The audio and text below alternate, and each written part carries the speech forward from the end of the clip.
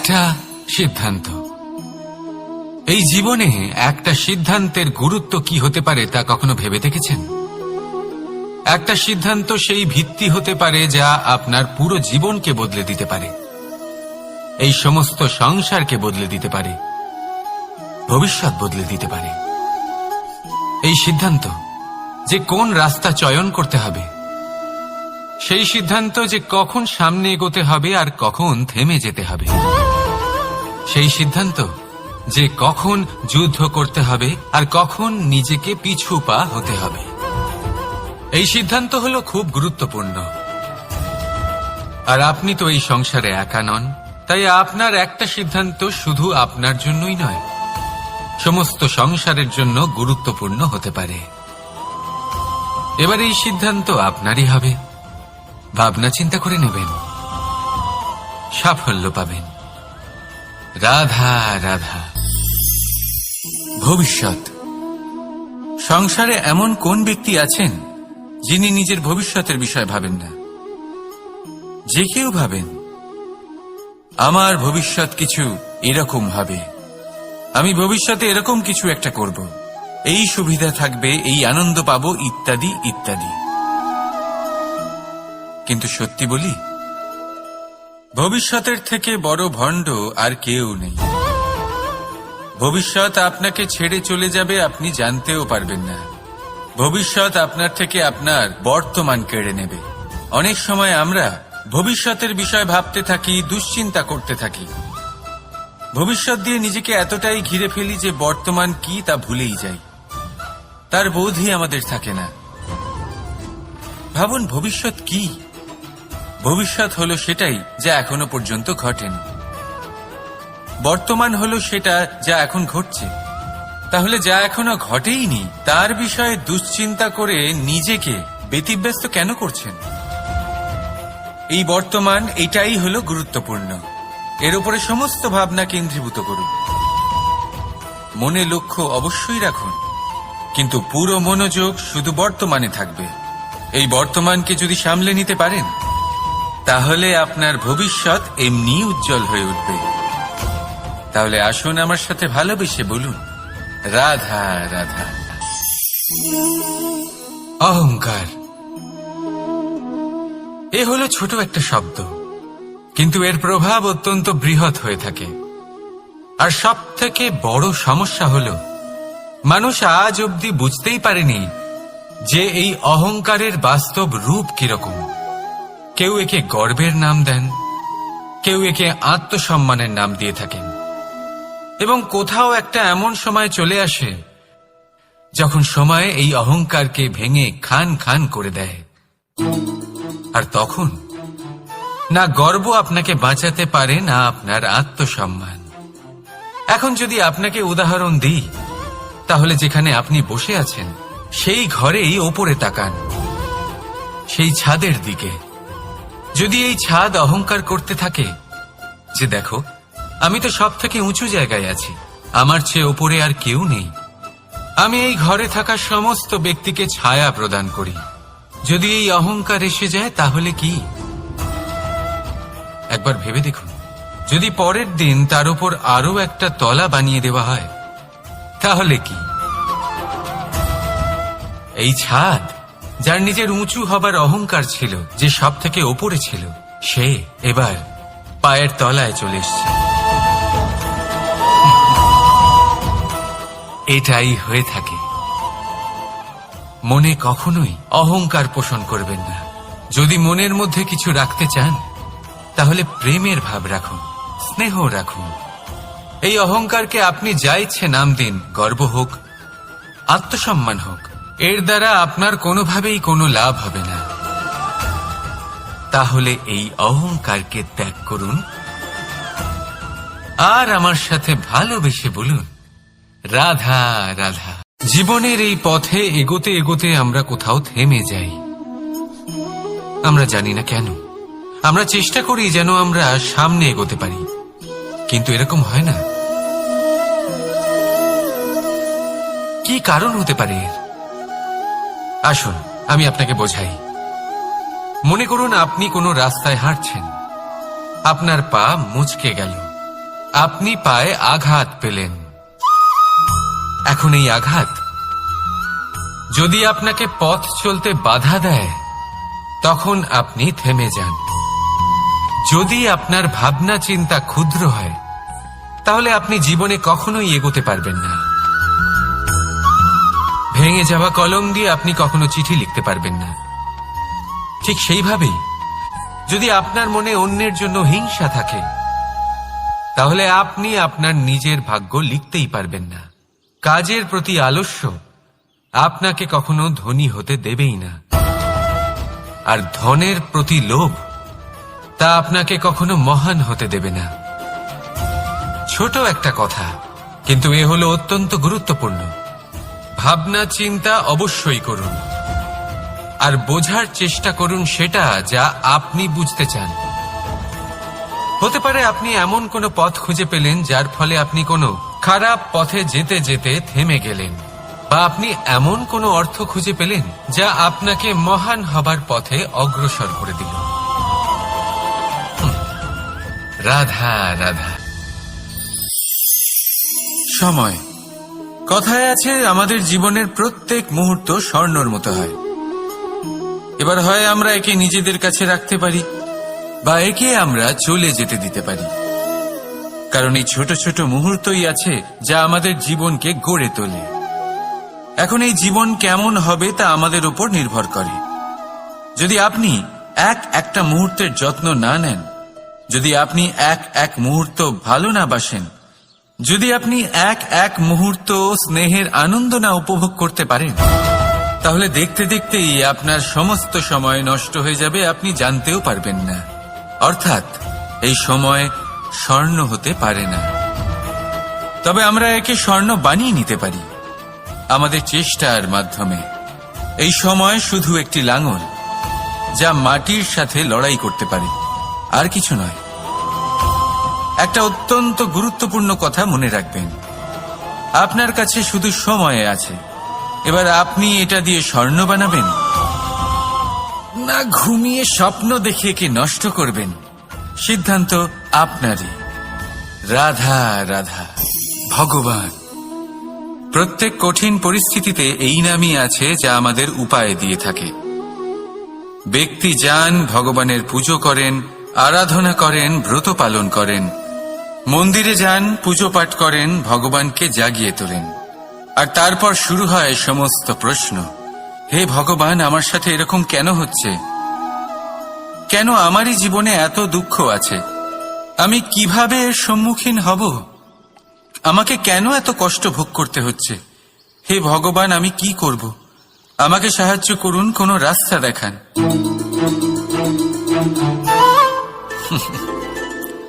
চলুন আমি আপনাকে একটা প্রশ্ন করি।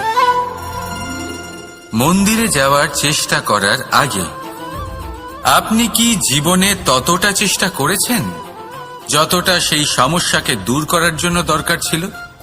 দ্বিতীয় প্রশ্ন,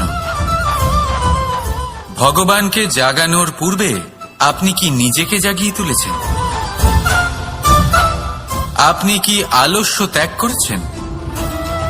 তৃতীয় প্রশ্ন, ভগবানকে জিজ্ঞাসা করার আগে আপনি কি নিজেকে জিজ্ঞাসা করেছেন যে আমি কেন এত অসফল হচ্ছি?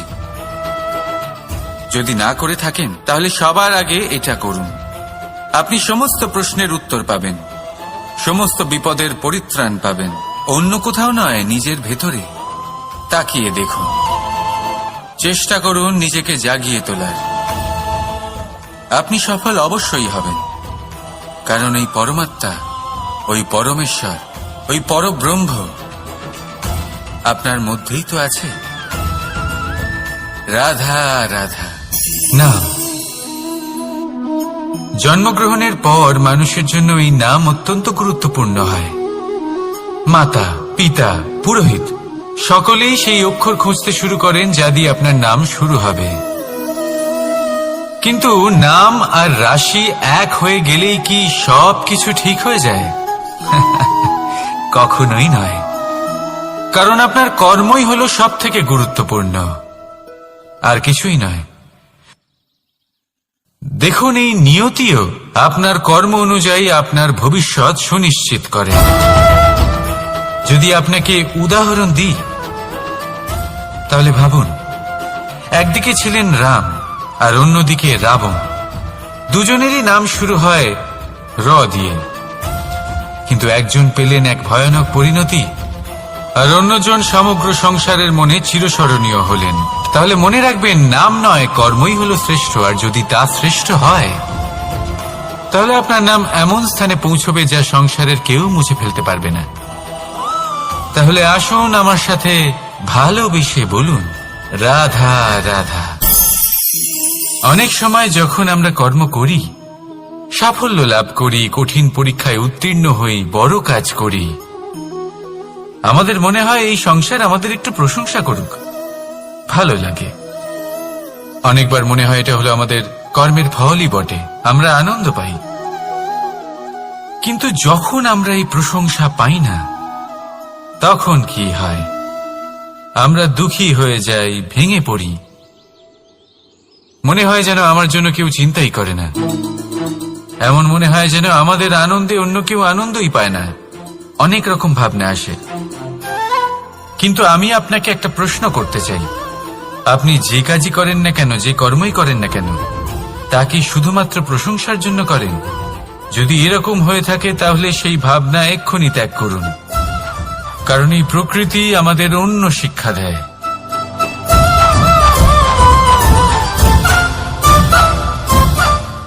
এই ফুলকে দেখুন, এই যে ফুলের সুবাস, যা আমার মনকে উচ্ছ্বসিত করে তোলে, মনে শক্তির সঞ্চার করে, এই সুগন্ধ। কিন্তু ভেবে দেখুন, ফুলের কিন্তু এই কাজ করার জন্য কোনো প্রশংসারই প্রয়োজন হয় না। এটাই হলো প্রকৃতির শিক্ষা। যিনি সৎ হন, সৎকর্ম করেন, তার কোনো প্রশংসার প্রয়োজন হয় না, কারণ ওনার কর্মই হলো ওনার সুবাস। মনে রাখবেন, আতর নকল ফুলে দেওয়া হয়, প্রকৃত ফুলের তার কোনো প্রয়োজন হয় না। সেইভাবেই আপনিও কর্ম করতে থাকুন শুভ চিন্তা নিয়ে। এই মনকে সব সময় শান্ত রাখুন, স্বচ্ছ রাখুন। যদি এরকম করেন তাহলে আপনার কর্ম এমন সুবাস ছড়াবে যে আপনার জীবনে শুধু এবং শুধুমাত্র আনন্দই থাকবে। তাহলে এই আনন্দ সহকারে বলুন, রাধা রাধা। এই সংসারে এমন কোনো পর্বত নেই যা এতটাই উঁচু যে মানুষ তার শিখরে পৌঁছতে পারবে না, তাকে অতিক্রম করতে পারবে না। এই সংসারে এমন কোনো সাগর নেই যা কিনা এতটাই গভীর যেখানে মানুষ তার তলদেশে পৌঁছে ফিরে আসতে পারবে না।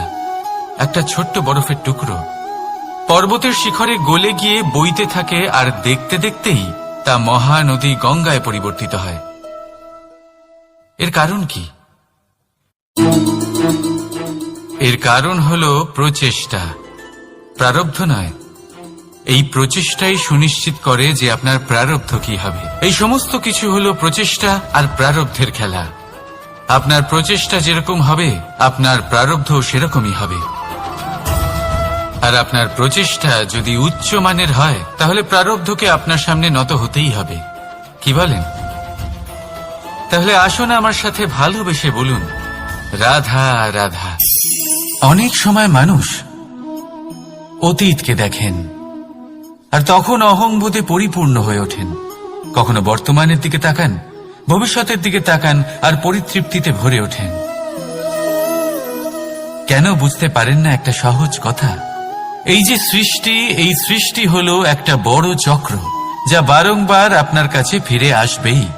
কঠিন থেকে কঠিনতর পরীক্ষায় আপনাকে নিযুক্ত করবে, যাতে আপনাকে উত্তীর্ণ হতেই হবে। যা কাল ছিল তা আজ নেই, এটা সবাই জানেন। যা আজ আছে তা হয়তো কাল থাকবে না, এটাও আপনাকে মেনে নিতে হবে, তাও আবার হাসি মুখে। শান্ত থাকতে শিখুন আর কখনোই মনের মধ্যে অহংকার উৎপন্ন হতে দেবেন না। হতে শিখুন সেই হিমবাহের মতো।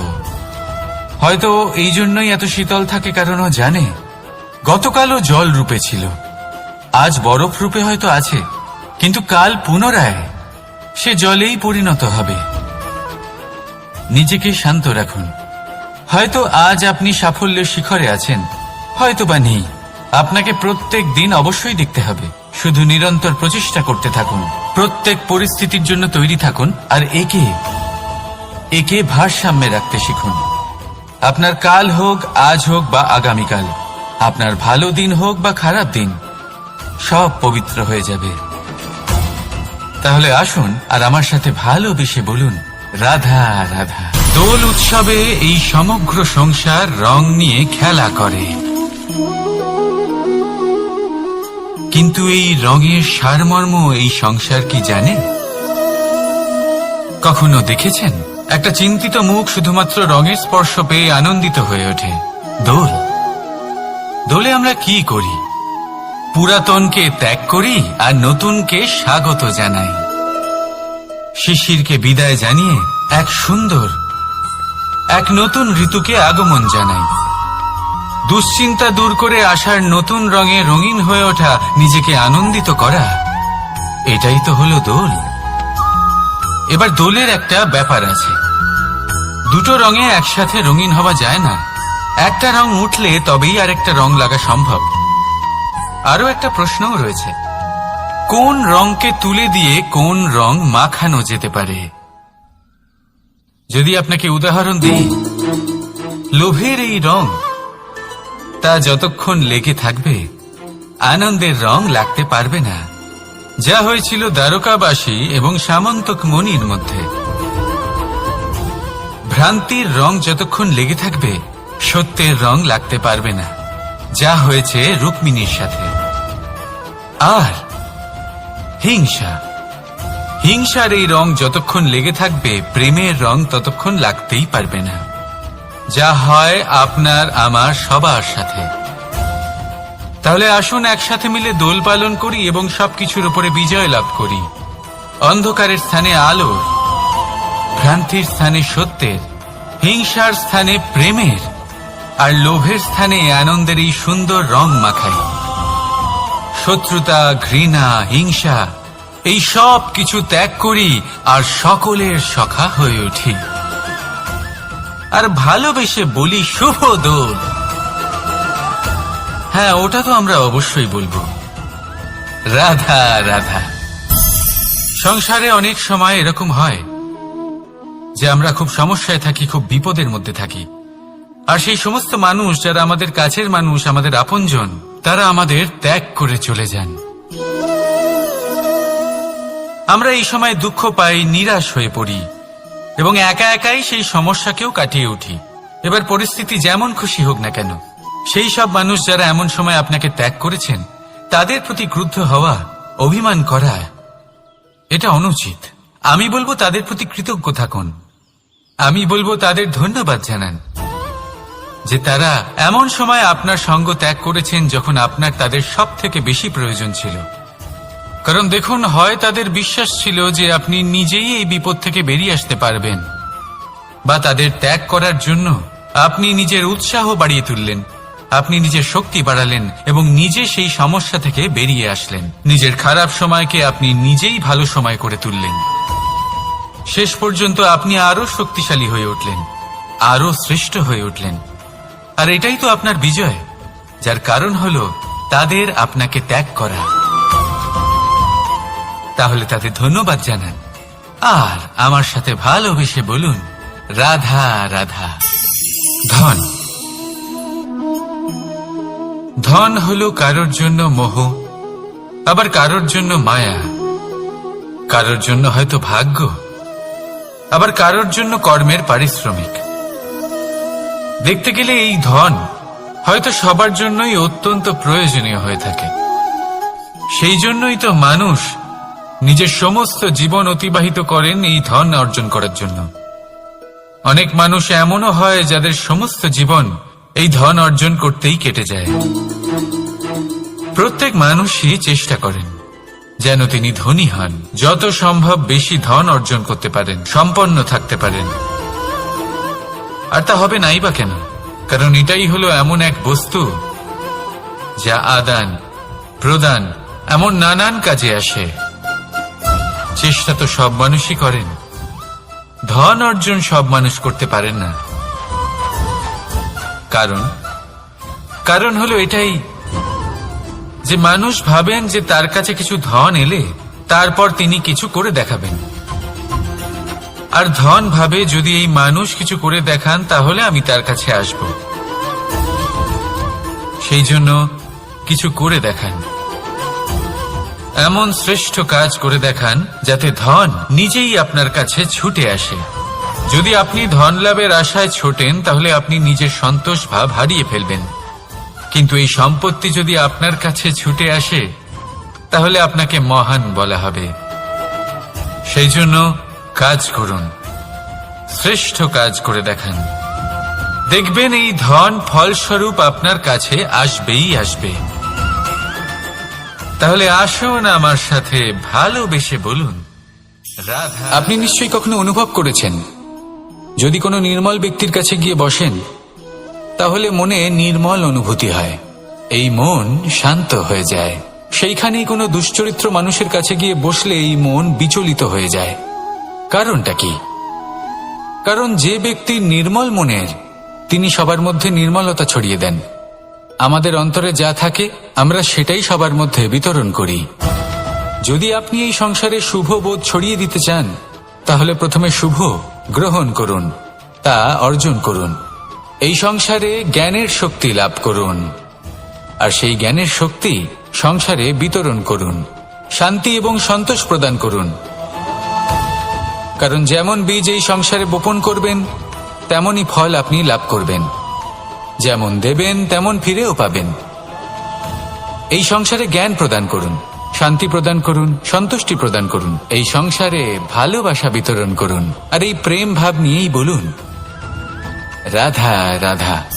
সংসারের বিভিন্ন ক্ষেত্রে আপনি অনেক কিছুই দেখতে পাবেন, যে কোনো খেলা, কোনো নাটক দেখতে পাবেন, কেউ কোনো খেলা খেলছে তা দেখতে পাবেন, আর দর্শকগণ এই দেখে অত্যন্ত আনন্দ লাভ করেন, হাততালি দিতে থাকেন, প্রশংসা করতে থাকেন, নিজের অন্তরের উৎসাহ প্রকাশ করতে থাকেন। কি দেখে করেন?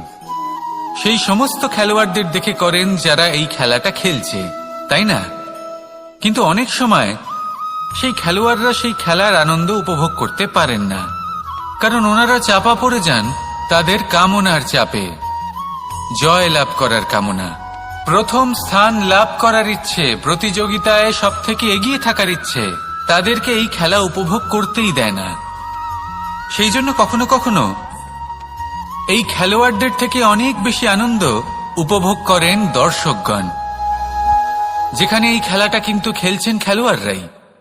আমি এটা বলছি না যে এই ইচ্ছে, এই আকাঙ্ক্ষা অনুচিত না, কিন্তু তার সাথে সেই খেলা, সেই কর্মের আনন্দ উপভোগ করাও অত্যন্ত গুরুত্বপূর্ণ। তাই সেটা উপভোগ করুন। যে উৎসাহ আপনি উপভোগ করছেন তা যাপন করা অত্যন্ত গুরুত্বপূর্ণ। দেখুন, সত্যি বলতে এটা কিন্তু আপনার অধিকারও বটে। আপনি যে কর্ম করছেন তার ফল তো আপনি অবশ্যই পাবেন। সেটা যখন আপনি পাচ্ছেন তখন আপনার তা উপভোগ করা উচিত। সেটাই করুন। জীবনে সফলতা এবং অসফলতা এরা আসা যাওয়া করতে থাকে। যখন সাফল্য আসবে তখন তা উপভোগ করুন, যখন অসফলতা আসবে তখন তার থেকে শিক্ষা লাভ করুন। সাফল্য আপনার কাছে আবার ফিরে আসবে। আর এই মন, আপনি তো জানেন, এই মন প্রসন্ন হয়ে বলবে রাধা রাধা। আমি দ্বারকাধীশ এবং আমার সভাতে বিভিন্ন সময় বিভিন্ন ধরনের মানুষ আসেন, নিজেদের দাবি নিয়ে, নিজেদের ইচ্ছে নিয়ে। কখনো কেউ ভোজন চান, আবার কখনো কেউ ওষুধ, কখনো কেউ বস্তু চান, কেউ আবার চান বস্ত্র। কারোর জ্ঞান চাই, কারোর ধন চাই, আবার কারোর বাসস্থান। অনেক সময় আমি এই অনুরোধ, এই ইচ্ছে পূর্ণ করি না। এবার আপনি এটা ভাবতেই পারেন যে কৃষ্ণ তো তাহলে লোভী, ওর কাছে তো সবকিছুই রয়েছে, তারপরেও সে নিজের প্রজার ইচ্ছে পূর্ণ করে না, তাদের সমস্যাগুলি বুঝতে পারে না, তাদের সুখ স্বাচ্ছন্দ্য প্রদান করে না।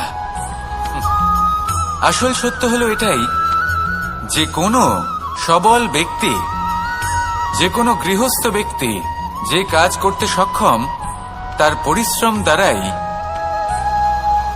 নিজের প্রয়োজনগুলি এবং ইচ্ছেগুলি পূরণ করা উচিত। এটা অত্যন্ত প্রয়োজনীয়। আর এগুলো তিনি করতে পারেন শিল্প, ব্যবসা আচরণ অথবা জ্ঞানের ভিত্তিতে। এই পথে চলতে হবে, পরিশ্রম করতে হবে, তবেই সে কিছু অর্জন করতে পারবে। এবার এমন কোনো ব্যক্তি যার এই সব কিছুতে কোনো রুচি নেই, যে কিছুই করতে চায় না, সে কিছুই অর্জন করতে পারবে না। এবার এরকম কোনো ব্যক্তিকে যদি আমি কোনো বস্তু প্রদান করি, তাহলে কি হবে? সে পরাধীন হয়ে যাবে, আর সেটা উচিত হবে না। যখনই দান করবেন তা ভাবনা চিন্তা করে এমন ভাবে দান করবেন যাতে সামনের ব্যক্তি স্বাধীন হতে পারেন, পরাধীন নয়। আসুন আমার সাথে ভালোবেসে বলুন, রাধা। বুদ্ধি আর বিবেকের পার্থক্য কোথায় তা নিয়ে এই সংসার অনেক কিছুই ভাবে। কিছু মানুষ ভাবেন যে এই দুই হলো একই, কিন্তু যদি সত্যি কথা বলি তাহলে এই দুইয়ের মধ্যে একটা অমূল্য পার্থক্য আছে। আর তা হলো এটা যে বুদ্ধির সম্পর্ক হলো মস্তিষ্কের সাথে, আর বিবেকের সম্পর্ক হলো হৃদয়ের সাথে। যে কোনো বুদ্ধিমান মানুষ কি করেন? নিজের মতন করে এই সংসারকে বদলে ফেলতে চেষ্টা করেন। একজন বিবেকশীল মানুষ কি করেন? নিজের অন্তরকে, নিজের মনকে বদলে ফেলতে চেষ্টা করেন। কারণ মানুষের সংসার এই মনের মধ্যেই বসবাস করে। তাই নিজের বুদ্ধির ব্যবহার অবশ্যই করুন, কিন্তু তাতে বিবেকের লাগামটা অবশ্যই শক্ত হাতে ধরবেন। আসুন আমার সাথে ভালোবেসে বলুন, রাধা রাধা। জীবনে গতি অত্যন্ত গুরুত্বপূর্ণ, মতিও হলো গুরুত্বপূর্ণ, এবং তার থেকেও বেশি গুরুত্বপূর্ণ হলো সঙ্গতি। একটা জলের ফোঁটা, তার মধ্যে গতি থাকে। প্রকৃতির মধ্যে তা লাভ করার ইচ্ছে নিহিত থাকে, কিন্তু এই যে সঙ্গতি, তা নির্ধারিত করে যে এই জলের ফোঁটা ঝিনুকের মুখে পড়ে মুক্ততে পরিণত হবে, নাকি বিষাক্ত সাপের মুখে পড়ে বিষে পরিণত হবে। এবার দেখুন, এই জঞ্জাল স্বর্ণকারের দোকানের সামনেও থাকে, এবং জঞ্জাল একজন ব্যবসাদারের দোকানেও থাকে। কিন্তু জঞ্জাল যা স্বর্ণকারের দোকানে থাকে তা ব্যবসাদারের দোকানের জঞ্জালের থেকে অনেক বেশি মূল্যবান, কারণ তার মধ্যে সোনার কণার সঙ্গতি থাকে।